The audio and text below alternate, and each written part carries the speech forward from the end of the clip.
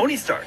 What a guy. Genius, billionaire, playboy, philanthropist. Heir to megadefense contractor Stark Industries, Tony is gravely injured during an ambush in Afghanistan. Captured by the terrorist group The Ten Rings, he meets fellow prisoner Dr. Yinsen. Luckily for the injured Stark, Yinsen implants an electromagnet in his chest that keeps the shrapnel in his body from killing him. The terrorists want the super scientists to build a missile, but instead, they secretly build a weaponized suit of armor to escape with.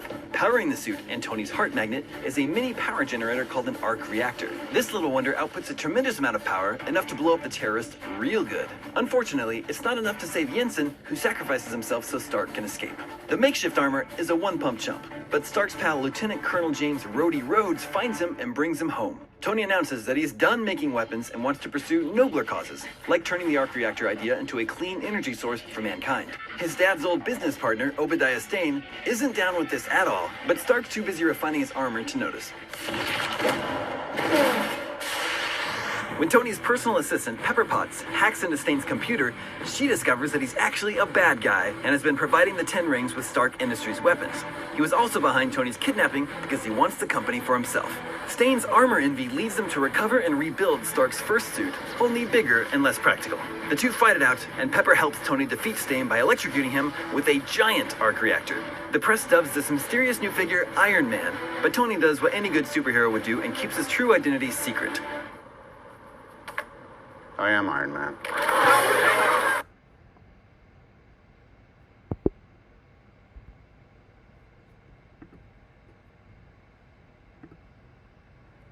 Iron Man Film Study Leadership Project, prepared for Jen Marin, created by Natasha Arshi, Shazaleen Darcy, Desiree Humney, and Laura Wallen.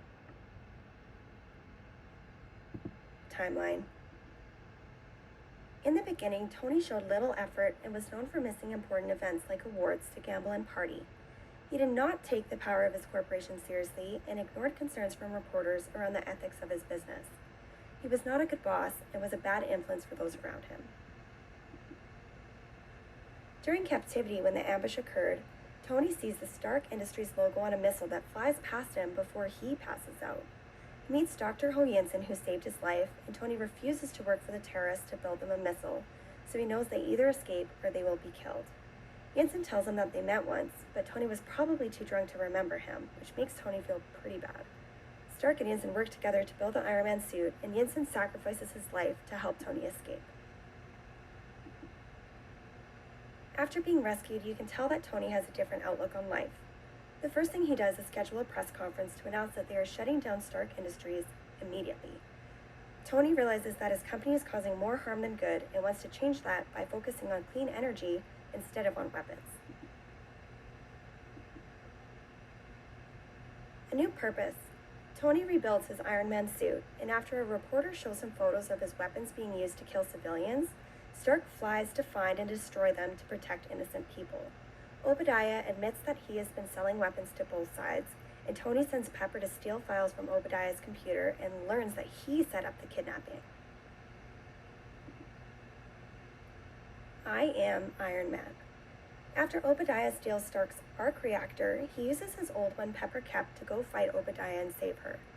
He uses his intelligence to trick Obadiah into following him into the sky, where he knows his suit will freeze up, as he learned this earlier when testing his equipment. Pepper and Stark work together as a team to blow up the big reactor and kill Obadiah, and Stark admits to the press that he is Iron Man. We see Tony Stark grow from someone that did not care about anything other than fame and fortune to someone that genuinely wanted to make things right and use his skills and knowledge to make the world a better place.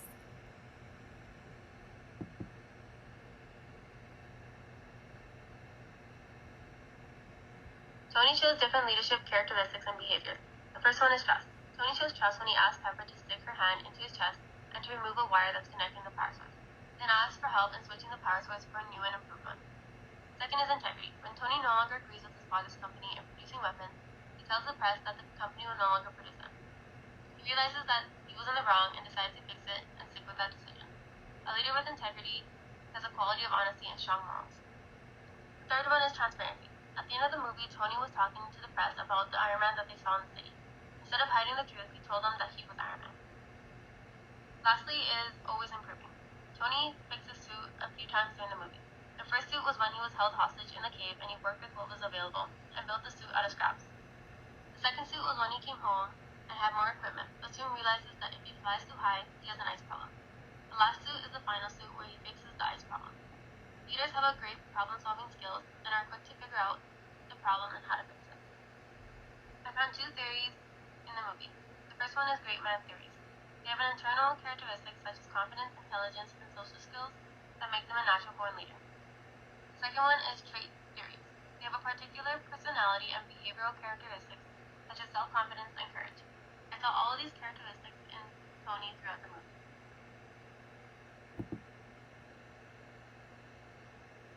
In Module 2, we talked about how our values are an important trait in a leader. Values help determine and guide an individual's decisions and actions. When Tony realizes his company is doing more wrong than good, he figures out what his values are and acts on it even though it could harm his company. After he decides to stop the production of the weapons, his next step is to get rid of any remaining weapons that are being used around the world for evil. In Module 3, there was one video named The Surprising Truth About What Motivates Us, and it talks about how individuals enjoy being autonomous. Mostly throughout the movie, Tony worked by himself and he did his best work alone. There are two separate parts in the movie where teams are clear. In the beginning, when the Star Company was giving out awards and Tony was playing in the casino instead. Then before showing how the new missiles work, Tony made the plane wait 3 hours because he wanted to work in the shop. Tony did not do well in managing a team or be a team player. I would say they were on the second stage of team building, which is storming. They know everyone on the team and understood how decisions are made, and the purpose is clear. But the team is not working at an optimal level. The second team is at the very end of the movie. Halfway through the credits, there was a mini scene where Tony was invited into the Avengers team by Nick Fury. To Tony, the team stage is at stage 1, which is norming. He doesn't know anyone else in the team or their roles.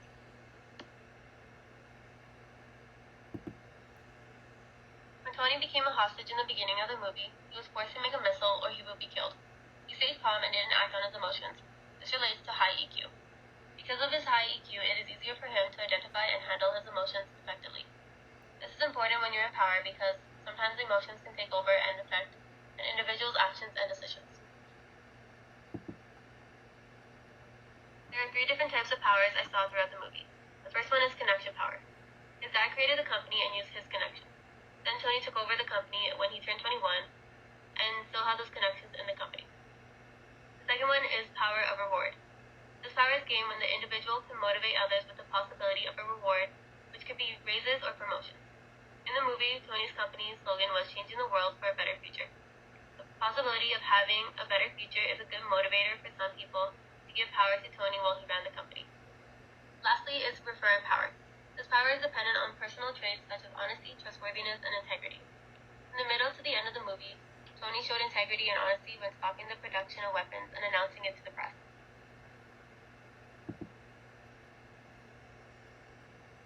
Throughout the film, Tony portrays himself as a strong leader, more so towards the latter of the film. In the beginning, Tony was unaware of the dealings his partner was conducting behind his back. After his abduction, he learned of the betrayal and deceit which was meant to lead to his demise. He then used his extensive knowledge and innovative mind to overcome all the wrongdoing his company had been a part of. He then focused his time and energy to changing the direction of the company to better society as a whole. His constant drive and dedication led him to defeating his partner and restoring order to his company. Tony became aware of the betrayal. He focused his energy on improving the direction of the company and on himself. He realized there were better opportunities for the company to be more socially responsible. His vision was to find a clean source of energy rather than building weapons. Knowing this would cause tension and distrust with his partner as well as the board of directors, Tony knew it had to be done and did not let anyone get in his way. Tony was passionate about his vision, and he needed his team to understand why he was focused on moving the company in a more positive direction. He needed to fully embody this change within himself before implementing it within his team. We learned in Module 4 that there are 4 steps to organize vision in your team. Tony followed these steps in a unique way. He thought about his audience after seeing negative press regarding the use of his weapons and the harm they were being used for. He wanted to give the public a reason to believe in his vision. Tony's first step of action was to destroy all the stolen weapons and technology to ensure that his products were not being used to start war or cause harm to innocent people, followed by shutting down the weapons manufacturing division within Stark Industries. Tony then announced the strategy for his company had shifted, and he needed to get his team on board with these changes. He targeted the message to show the company needed to move in a more responsible direction. He wanted to continue to be an industry leader. Tony announced in a press conference to shut down the division rather than discussing it with his partner and board first. Although his strategies were not the most effective at first, he was able to succeed in stopping all threats that came in his way. Obadiah posed as a threat and a tactical challenge. He went behind Tony's back, orchestrated his kidnapping, and broke his trust. To maintain Tony's vision, he knew he needed to get Obadiah out of the company. Tony has a much respected relationship with his longtime assistant Pepper Potts. She always believed in him and helped him defeat Obadiah to take back control of his company. He also had a long-standing friendship with his MIT classmate Rodney, who was in the United States Air Force and was influential in his role. He acted as a liaison between Stark Industries and government allies.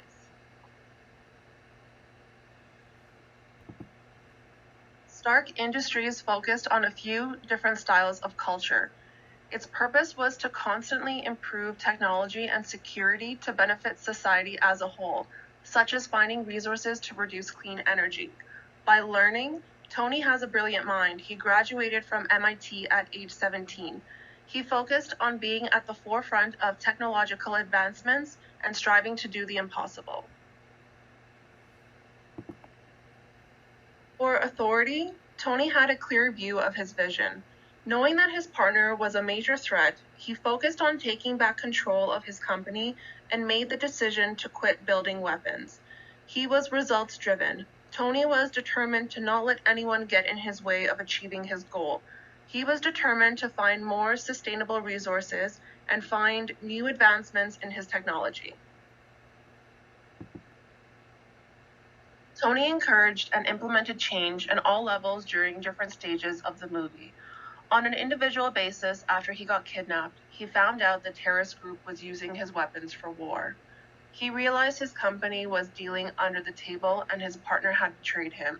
He then focused on making a change within himself and in his organization.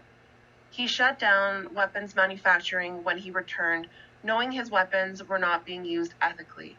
In Module 4, we learned that self-transformational projects occupy a positive emotional space. He knew this was the right decision to make even though the board would be resistant to the change. However, Tony was determined to be a better leader and run his company in a more responsible way. He was inspired by a better purpose.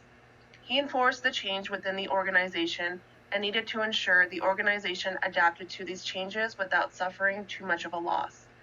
Tony implemented the change societally when he called for a press conference and announced the immediate shutdown of the weapons manufacturing division. As a group, he implemented his decisions within the company regardless of the repercussions and resistance from within. Lessons for business. All good movies have life lessons. Most of them start with a tragic beginning or middle and end with a happy ending by integrating in a life lesson. All movies have different characters with different traits, with many of them being leadership skills. So what can we learn from this movie? Lesson number 1, teamwork. You need a team, you can't do it alone. Tony Stark's before being hostage. Tony Stark can be seen as a very popular person at the beginning of the movie. He has it all: the toys, the women, the house, the money, a company, etc. But when he becomes hostage, he meets Ho Jensen, who saved his life with an electromagnet. But Ho Jensen told him he was a man who has everything and nothing. He has it all, but has no one. Tony Stark after being hostage. After Tony makes it out of captivity, he realizes that Pepper, his assistant, has always been there for him, and he needed her. He asked for her help to change his electromagnet that kept him alive. This really showed trust, which is a fundamental skill for leadership. He also asked her to stand by his side while he wanted to change the company for the better. Pepper is always by Tony's side, trying to reason with him and help him make the right decision and be his better self. She stands by his side, supporting him through all challenges as they arise. What should you learn from Lesson 1 with Tony and Pepper? The leadership lesson in this is that you need someone by your side.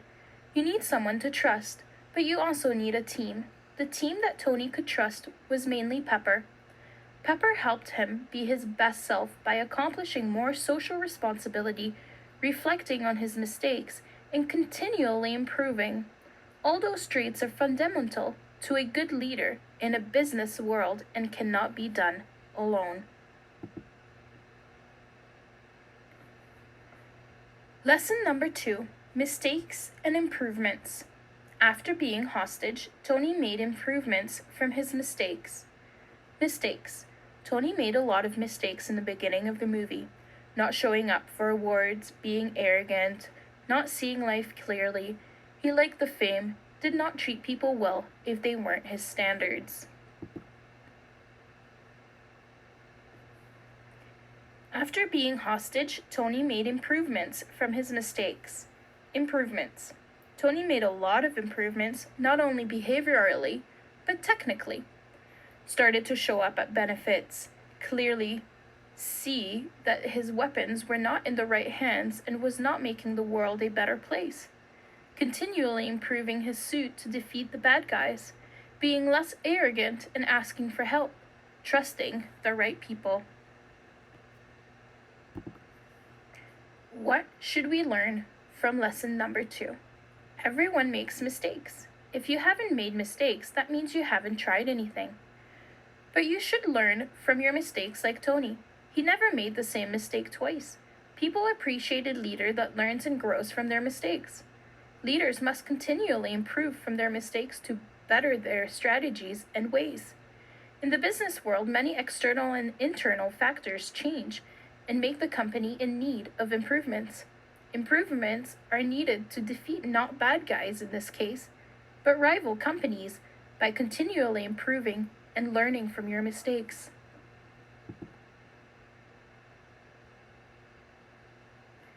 Lesson number 3, social responsibility.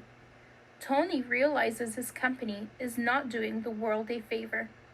When Tony gets captivated in a cave, he realizes that his company that makes weapons have been getting them to the people who wants war and not the people who wants peace. When he comes back from being hostage, the first thing he does, he makes a press release to let everyone know he was diluting his weapon company.